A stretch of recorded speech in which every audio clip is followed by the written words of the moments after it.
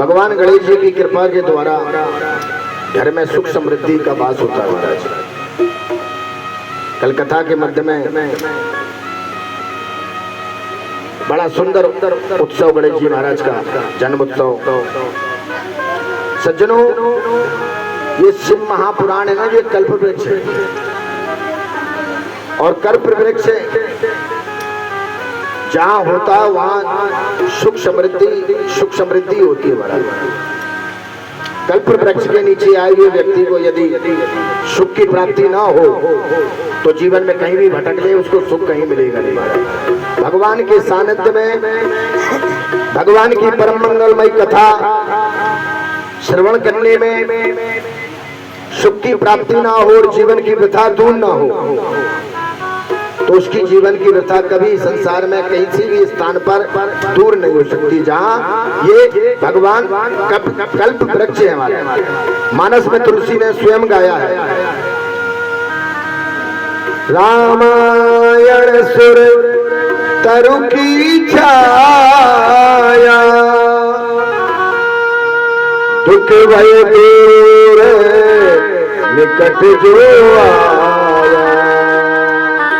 रामायण सुर तरु की छाया, दुख भय दूर निकट जो आया। ये रामायण है ना, ये सुरतरु है हमारे। सुरतरु माने कल्प वृक्ष। भगवान की कथा परम मंगलमयी कल्प वृक्ष होती है। और यदि हमारी जीवन की वृथा कल्प वृक्ष से दूर न हो ना, कभी भी किसी भी स्थान पर, किसी भी तीर्थ स्थान, कोई दान, कोई पुण्य, उपहास करने से भी हमारे मन की वृथा नहीं होगी। संसार के समस्त सुख और वैभव को छोड़कर भगवान की शरणागति को प्राप्त करना पड़ता है। यदि सुख और वैभव के साथ में आप भगवान को पाना चाहते हो तो संत महंत एकांत में बैठकर बिना पंखा के, बिना साधन के ही तप करते हैं हमारे। जो योगी लोग होते हैं भगवान को पाने के लिए निरंतर 3 घंटे से यहाँ गायन करते हैं। ब्राह्मण कीबोर्ड भी बजाते हैं, ढोलक भी बजाते हैं, हाथ भी चला रहे हैं, साथ में मेहनत और पसीना कितना आ रहा है। हमने तो एक भी बार कभी किसी को नहीं बोला कि हमारे तरफ पंखा कर दो, जय श्री राम बोलो। भगवान की कृपा पाने के लिए साधनों को अलग कर दिया जाता है हमारा। यदि साधन ही लेके हम चलेंगे तो जब हम जन्म हुए तब साधन थे क्या, या जाएंगे तब साधन होंगे। कोई सिंहासन चढ़ चला, कोई बंधा जंगी सिंहासन। राम नाम धन रूपी सिंहासन मिलने पर व्यक्ति मोक्ष को पा जाता है। और इस मायामयी व्रत इनको जीवन की संसार की जो यात्रा है इनको छोड़ सुंदर सा उपदेश मिला। गणेश जी की कथा सुनने से मंगल ही मंगल होता है प्यारे। भगवान गणेश जी की जो कथा को सुनता है या करता है उसके जीवन में मंगल ही मंगल होता है। बाबा तुलसी गाते हैं, भावो को भावो अनकियाल से,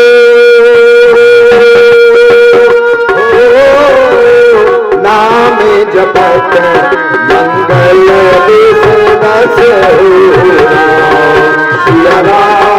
सिया राम जय जय राम, राम सिया राम जय जय। आप भी गाइए, भावो भावो कल्याण हो, नाम जपत मंगल सिया राम जय जय राम, सिया राम जय जय राम।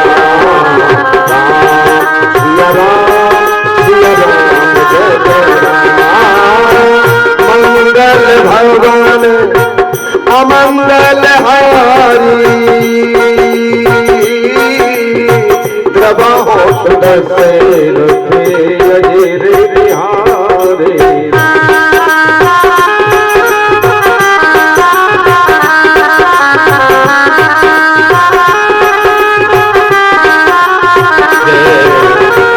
भगवान की कथा को गाने में 10 दिशाओं मंगलकारी होती है। सुनने में भगवान गणेश जी का चरित्र सुनने से मंगल ही मंगल होता है। जैसे कि बाबा मानस में लिखते हैं, भाव से गाओगे तो मंगल है, कोई भाव से भी जाओगे तो मंगल है, आलस से भी गाओगे तो मंगल है, चलते फिरते उठते बैठते जैसे भी भगवान का नाम गाओगे मंगलमय, दसों दिशाओं में मंगल ही मंगल करेगा।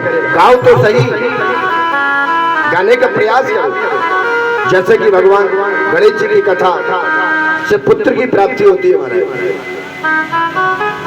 परम मंगलमयी गणेश जी की कथा को श्रवण करने से पुत्रहीन को पुत्र की प्राप्ति होती है, और धनहीन को धन की प्राप्ति होती है, और रोगी को आरोग्य की प्राप्ति होती है।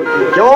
भगवान गणेश दसों दिशाओं के पूजनीय है, और ऐसे सरल देवता है महाराज गणेश जी, जो दसों दिशाओं के मंगलकारी देवता है, विघ्न हरता है महाराज। जो यात्रा काल में गणेश जी का स्मरण करता है, गणेश जी की कृपा से उसकी सारी मनोकामना पूर्ण होती है। यात्रा काले च पुण्यायनेय श्रूयति समाहितः सर्वाभीष्टं च लभते श्री गणेश प्रसादतः। सज्जनों, शिवा और शिव बोले अब हमें अपने पुत्र का विवाह कर देना चाहिए महाराज। कल भगवान गणेश जी का जन्म उत्सव मनाया, गणेश जी महाराज बड़े हुए और कार्तिकेय स्वामी भी बड़े हुए।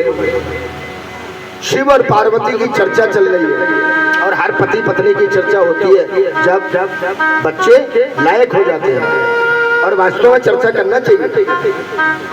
उस समय अनुसार उनका विवाह कर देना चाहिए, उनको बंधनों में बांध देना चाहिए।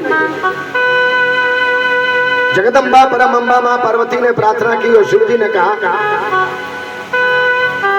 इन दोनों बालकों का विवाह कर देना चाहिए महाराज। अपने माता पिता का विचार जानकर दोनों का पुत्र विवाह के लिए तैयार हो गए। शिव जी ने कहा कि पुत्रों, तुम दोनों में जो सर्वप्रथम पृथ्वी की परिक्रमा लगाकर आएगा उसी का सबसे पहले विवाह कर दिया जाएगा। दोनों बालक उपस्थित हो गए, प्रार्थना करने लगे कि कार्तिकेय स्वामी कह रहे हैं कि पिताजी हम बड़े हैं, हमारा विवाह करना चाहिए। माता पार्वती कह रही नहीं, पहले गणेश का विवाह करना चाहिए, क्योंकि आपने शास्त्रों में यही लिखा है कि सर्वप्रथम गणेश जी पूजनीय है हमारा, इसलिए गणेश जी का विवाह पहले छोटे पुत्र का विवाह कर देना चाहिए। असमंजस में हो गए दोनों पति पत्नी, बोले रीति तो कहती है कि बड़े पुत्र का विवाह करना चाहिए ज्येष्ठ पुत्र का, मगर देवी यदि आपकी आज्ञा है, अभी आपका विचार है, तो हम दोनों पुत्रों के लिए एक शर्त दे रहे हैं। पुत्रों को बुलाया, बेटा आपको शर्त स्वीकार है? दोनों पुत्रों ने कहा पिताजी कहिए, आपका वचन शिरोधार है, और वास्तव में पुत्र को माता पिता का वचन शिरोधार होना चाहिए। जैसे कि मानस में तुलसी ने गाया, मात पिता गुरु की ये वाणी, मात पिता गुरु ये वाणी, बिना विचार करे तुम जानी, बिना विचार करे तुम जानी। मातु पिता गुरु की ये वाणी, मातु पिता गुरु ये वाणी, बिना विचार करे तुम जानी, बिना विचार करे तुम जानी।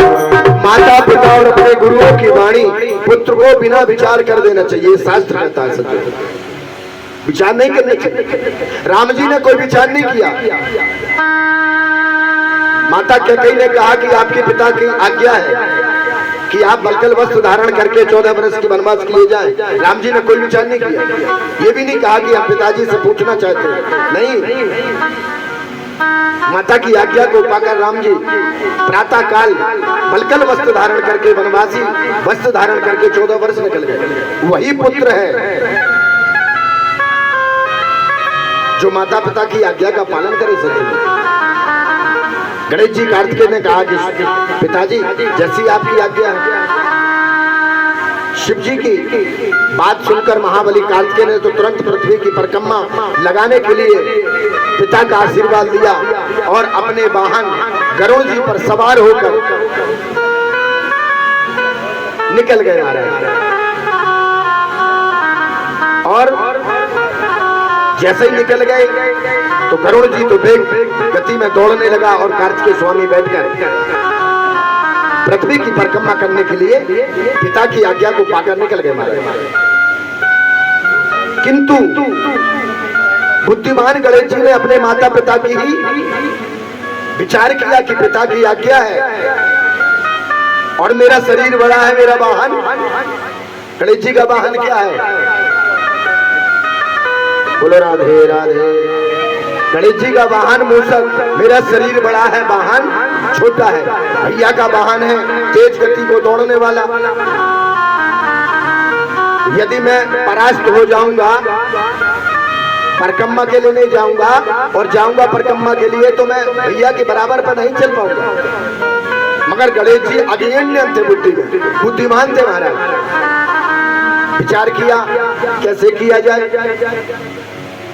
बुद्धि से विचार किया और गणेश जी ने अपने माता पिता श्रद्धा विश्वास रूपणे भवानी शंकरो, भगवान शिव और मैया पार्वती को बिठाया सिंहासन पर, आसन पर जैसे बिठाया और माता पिता की ही परिक्रमा लगा ली। यानि कानि च पापानि जन्मंतरानि कृतानि च तानि तानि नश्यन्तु प्रदक्षिणां पदे पदे। सूत जी महाराज कहते हैं सोनक जी से, सुनो सोनक जी, पुत्रस्य पूजनम कृत्वा प्रकृति चा करोति तस्यैवे पृथ्वी जन्यं फलं भवति निश्चितम्। जो अपने माता पिता की परिक्रमा लगाता है उसको संपूर्ण पृथ्वी की परिक्रमा लगाने का फल प्राप्त होता है, ऐसा शास्त्र में लिखा है। सूत जी महाराज सोनक जी से कहते हैं जो अपने माता पिता को पूजन करके उनकी परिक्रमा कर लेता सहज ही संपूर्ण पृथ्वी की परिक्रमा का फल प्राप्त पा जाता है। बोलो हर हर महादेव।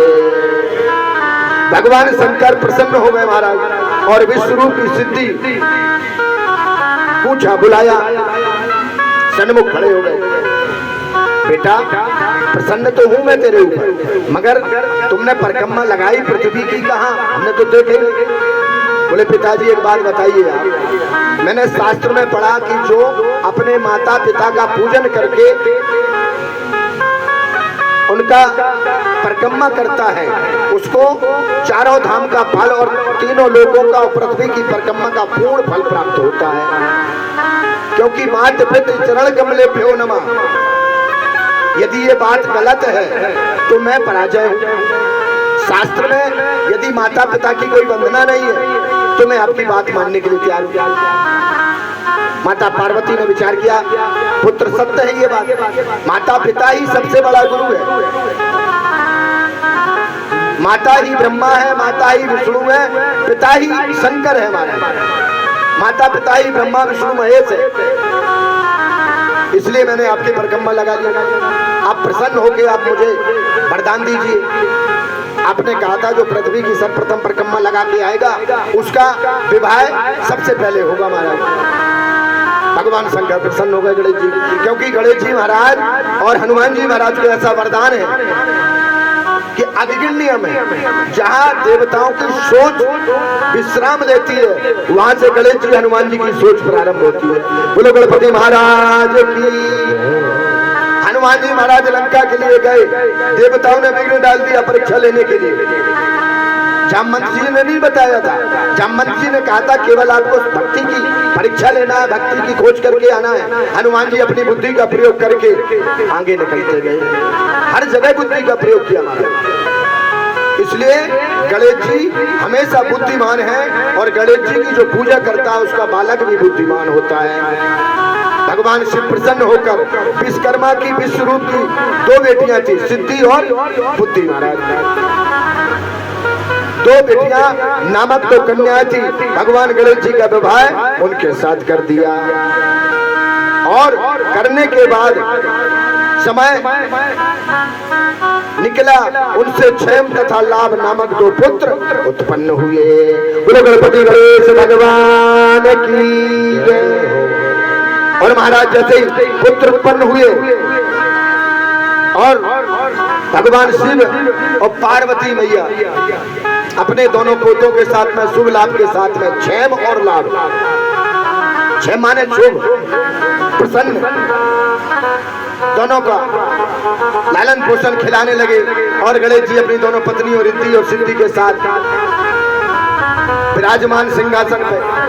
उतने में स्वामी कार्तिकेय महाराज तीनों लोगों की परिक्रमा को लगाकर, पृथ्वी की परिक्रमा लगाकर आए और गणेश जी के विवाह की बात जैसी उन्होंने जानी और माता पिता के पास न आकर कौच पर्वत पर चले गए। बोलो कार्तिकेय भगवान की।